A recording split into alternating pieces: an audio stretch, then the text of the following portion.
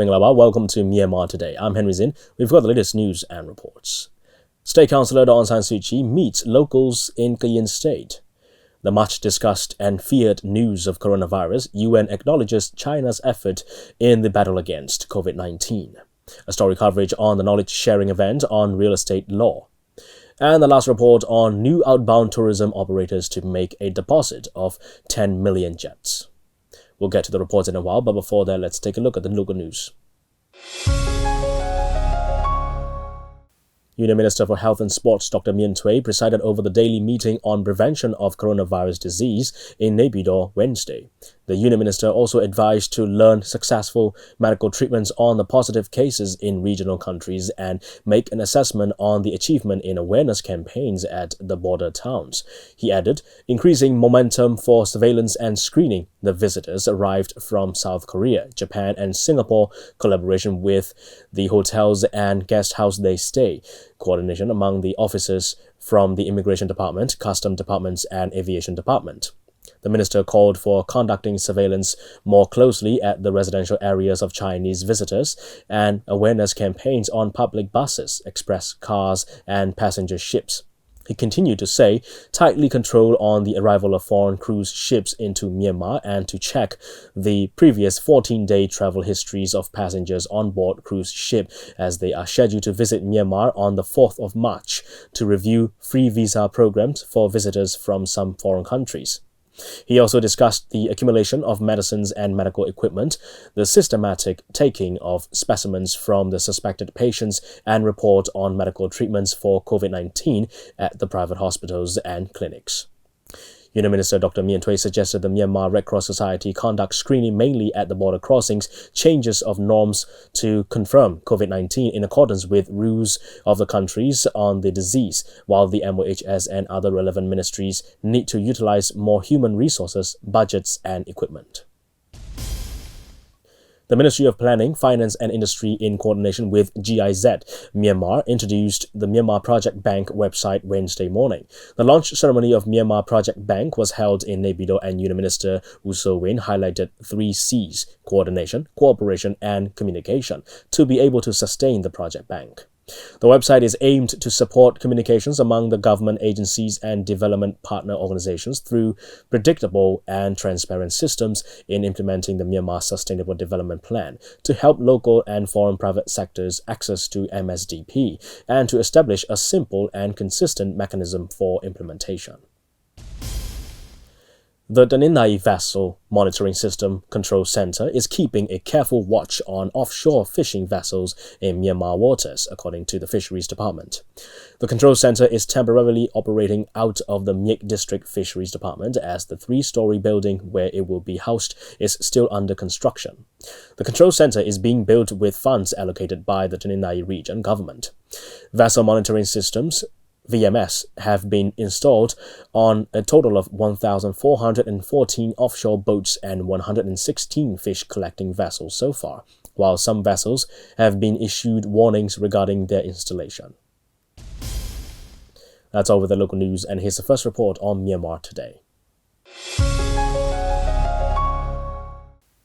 State Counsellor Aung, who's also the chairperson of the Central Committee for Development of Border Areas and National Races, met with the locals in Kayin State on Monday and Tuesday. She attended the public meetings held in Kayin New Year grounds, Kayin State Township, Myawaddy Township and Limebue Township, where she delivered speeches and responding to the questions raised by the residents. Dr. Zin will tell us more. State Counsellor Aung, in her capacity as the chairperson of the Central Committee for Development of Border Areas and National Races, met with the residents of Kayin State during her 2-day visit on 24th and 25th February. On 24 February, the State Counsellor firstly met with the residents of the various townships in Kokrek District at the Kayin New Year grounds. Then she departed for Kayin State Township to hold another public meeting. The State Counsellor stated that the purpose of the public meetings is to share with each other between the citizens and the government. She said the government wants to hear the voices of the people and they want the people to hear their views as well. The State Counsellor, after her speech, answered the questions from the audience, covering a wide range of topics, including water purification, construction and upgrading roads and bridges, issuing small-scale mineral testing license, reopening the Myanmar-Thai border gate at Phayatongsu sub-township, electrification, reducing the number of Tamil representatives from 25%. The reason for the delay in amending Article 231 of the Constitution that can potentially grant federal status to ethnic regions, and the reason for amending Article 59F of the Constitution. Concerning the amendment of the Constitution, the State Counsellor, in her speech at Kayin State Township public meeting, explained about 2 points which are highly interested by the citizens.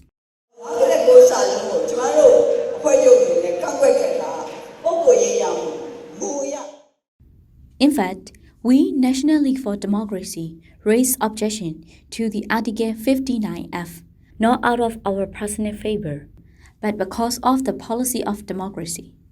By this, every citizen must have the right for equality and valued the individual rights.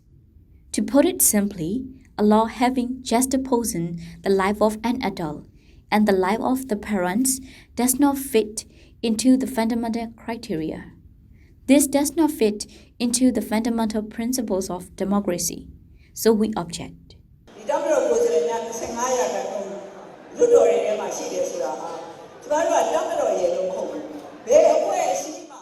The second point you have raised is the presence of 25% of the Tamil representatives. In fact, we want to bring about reforms about this point, not because it is something to do with the Tamil. In a country really existing the democracy, if the representative is not elected by the people, he has no right to exercise and exert influence on the law because democracy is a system of government by the people. It is only the representatives elected by the people who have the influence or power over the system ruled by the people. Any organization that believes in democracy should not take advantage of such opportunities that do not fit into the principles of democracy. She also stated that bringing about the reforms of the Constitution is to include the points that would enable the government to build a genuine democratic federal union. On 25 February, State Counsellor Aung continued the massive gatherings with the locals in Myanmar Township and Limeport Township of Kayin State, where she delivered speeches to make the citizens understand better about the democracy criteria by urging them to work harder and to spread the love and peace among ethnic nationals. At the public meetings, the local people raised issues relating to upgrade of hospital and healthcare services, infrastructure developments, rule of law, land confiscation and legal dispute, upgrade of motorway, road, electrification project, and compensation for land confiscation. Union Ministers Dr. Myanmar Today and Dr. Aung Kayin State government members and officials discussed the problems to solve them with immediate actions and further investigations. This is Dora Susan reporting from MI Radio. That's a report on the State Councillor meeting locals in Kayin State. All right, we'll carry on with the next report on China's effort in the battle against COVID-19 here on Myanmar Today.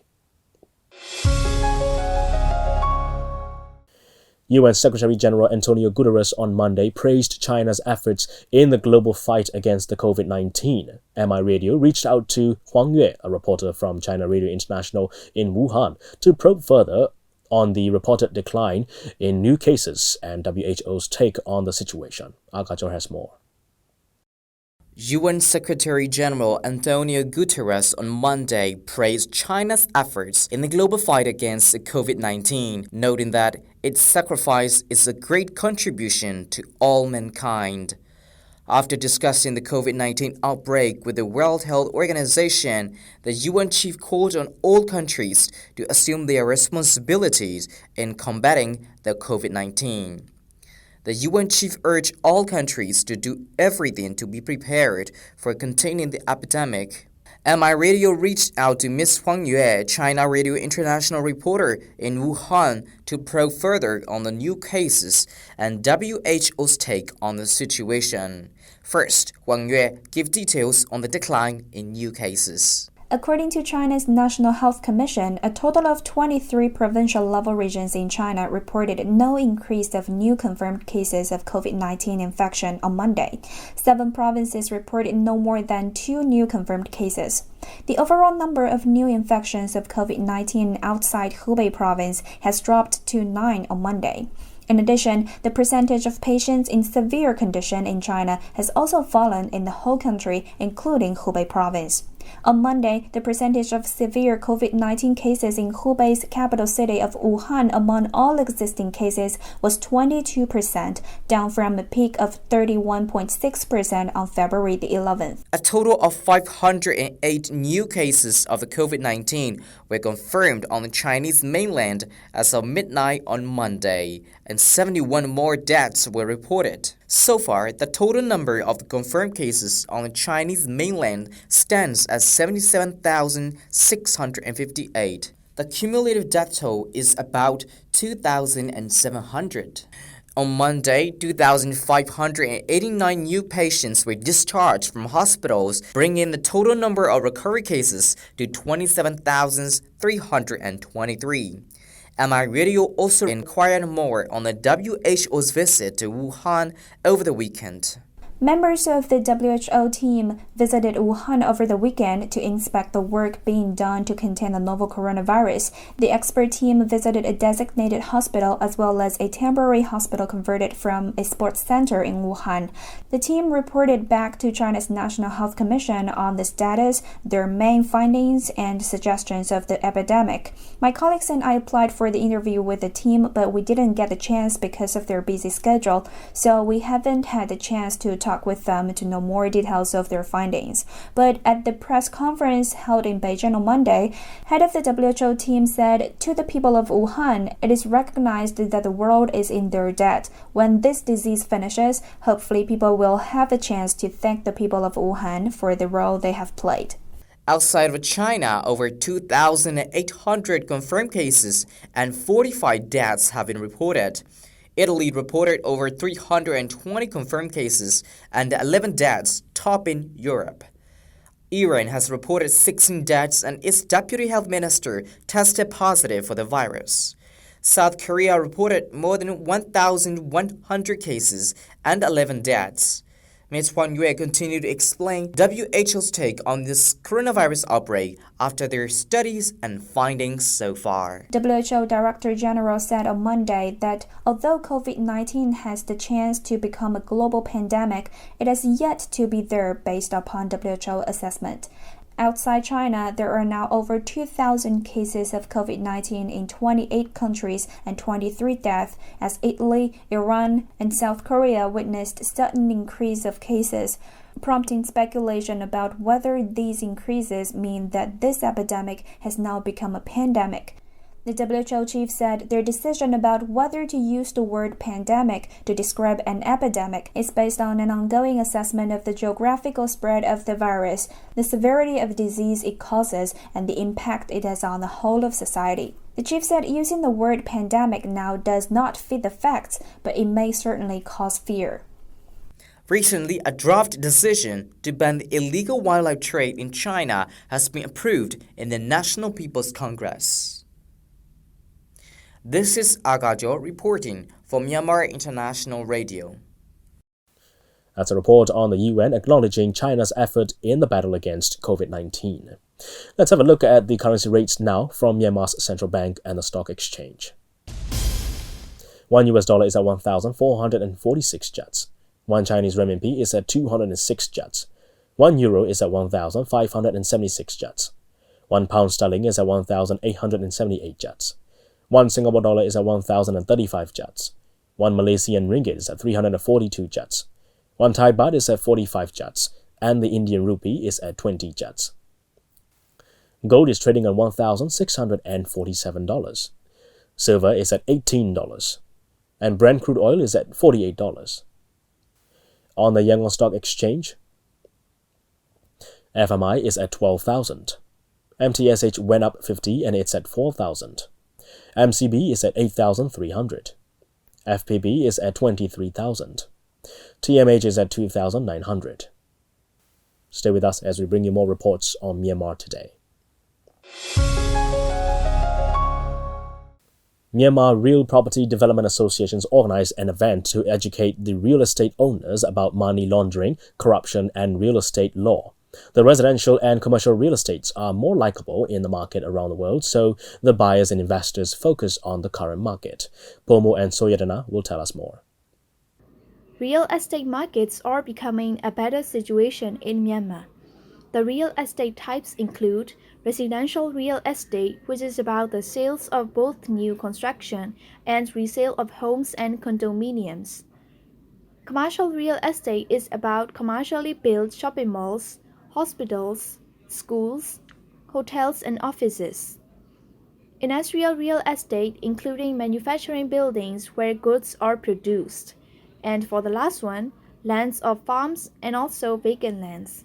The residential and commercial real estates are more likable in the market around the world.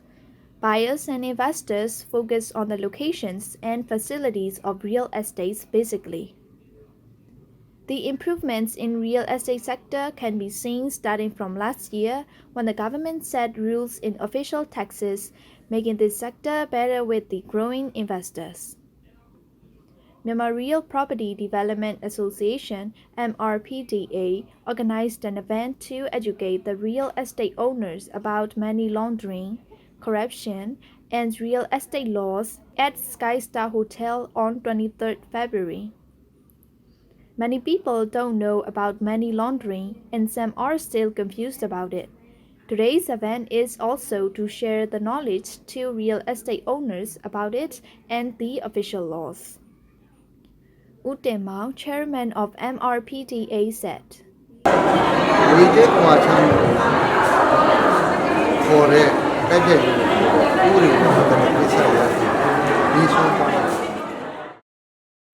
Anti-money laundering and anti-corruption is in a sequence. The money that got illegally from illegal business is called black money, and it can be invested into such sector like real estate markets, gambling processes, public services, and so on. Money laundering can be seen at even one company paying taxes to the government, but still doing illegal business like human trafficking and drugs. In a bid to fight against money laundering, using black money shouldn't be allowed, so the knowledge about all those three things needs to be known by every citizen, and in such a way, the laws of money laundering will be successful.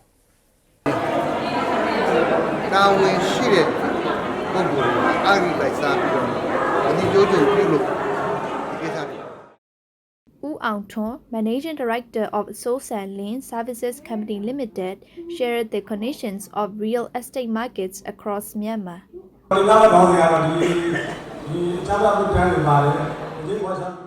The real estate market in Yangon is developing a great deal in the wake of the previous rainy season.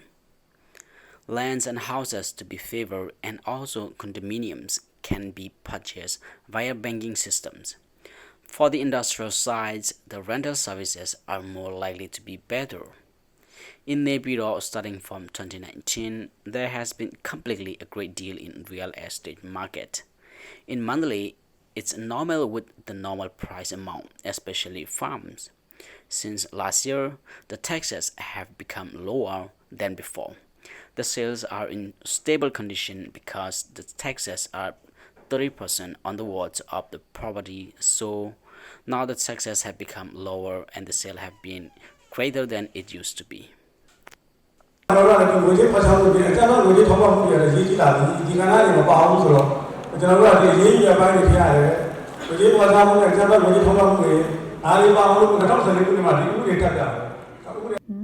The MRPDA was founded in early 2017 with 2,300 association members, making the real estate sector and its member better improvement. That's a report on the knowledge sharing event on real estate law. And here's the last report on new outbound tourism operators to make a deposit of 10 million kyats. The Yangon Regional Tourism Committee is discussing to pay a deposit on outbound tour companies. The regulation will be effective in March. Currently, in Yangon, there are 698 outbound tour operators approved and licensed, according to the data of the Yangon Regional Tourism Committee. Pyo Thirithi reports. The outbound tourism operators have to pay a deposit of 10 million within a few months, and the Regional Tourism Working Committee will be formed to take legal actions strictly against unlicensed tour operators. There are 698 outbound tour operators in Yangon approved and licensed, according to the data of Yangon Regional Tourism Committee. But there are also outbound tour companies which is not registered in the industry. Tourism law indicates that tourism-related businesses cannot operate without a license. If the unlicensed company advertises in newspapers, social media, or other media, legal action will be taken against them, according to a news release from the Ministry of Hotels and Tourism. The Yangon Regional Tourism Committee is discussing to pay deposit on outbound tour companies, and the committee is trying to approve this proposal and starting its action within a few months. And according to Yangon Region Minister of Hotels and Tourism, Noban Samyo, the main reason for this regulation to pay deposit on outbound touring. Noban Samyo, Yangon Region Minister for Hotels and Tourism, said. This deposit case on outbound tour is not in Myanmar alone. Even in Thailand, an outbound agent company is regulated to pay 600,000 baht for deposit. We considered how much we should regulate it for deposit, and also from the side of small and medium outbound tour companies in Myanmar. We suppose that a tour agency should have to pay deposit of 10 million on permission. We have to think the cases like money fraud for our people. So we decided that the government should also have the deposit fee about 10 million just because we have to grant it and take accountability for them.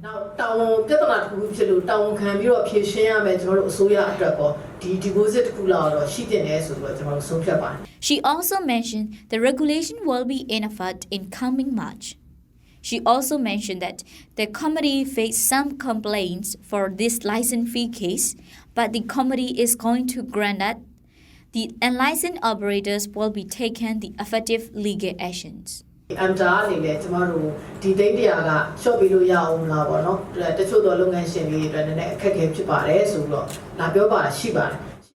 are requested by MTUR to reduce the deposit amount for the sake of small outbound tour agencies. After negotiation and discussion with them, they have agreed to pay this amount of deposit, and the strict legal actions are taken to unlicensed outbound tour agencies. So we are going to form a working committee to handle and take legal actions these unlicensed ones. The committee will be a protection for the licensed outbound tour agencies and the local tourists. This committee with its policies is going to be organized next month after our regular meeting. As soon as the committee starts its processes, the new regulation for deposit will also be in effect. These two cases will happen at the same time after mid-March.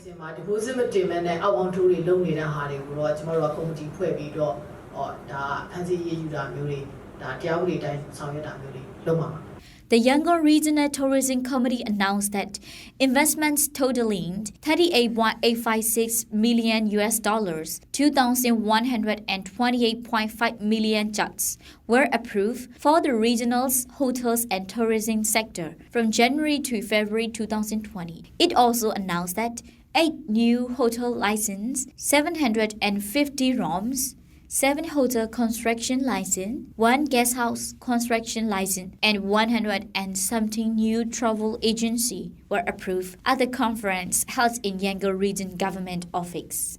I'm Pyo Thirithi. This is news reporting from MI Radio. That's all we have for today's reports. Now, let's keep up with the world with international news here on Myanmar Today. China is being celebrated for its reaction to the coronavirus and slowing down the spread of COVID-19. Here are what various experts are saying about the country's reaction to the disease and its effect on the world.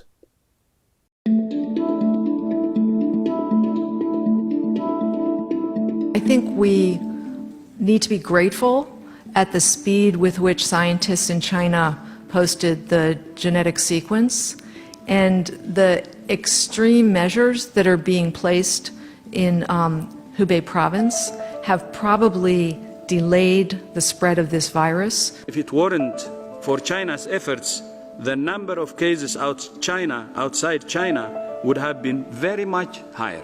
So I think when we look at what President Xi Jinping has said about information sharing from the local, provincial and to the national level, and the importance of that information sharing is really critical, and having systems and structures in place that support and facilitate that information sharing so that you can have that coordinated response between all levels of government.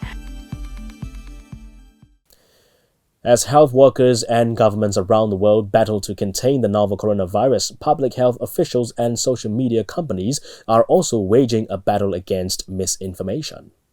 As a public health person, I'm kind of excited to see my field saying we're going to be proactive in trying to engage with the ways social media can spread misinformation. We're not going to just consider that the responsibility of the tech companies. What I'm surprised about is how the social media platforms react to it each time. They act as if they're trying to do the right thing, but the design of the platforms is engineered to make people click and share things fast, independent of what they're clicking and sharing quickly.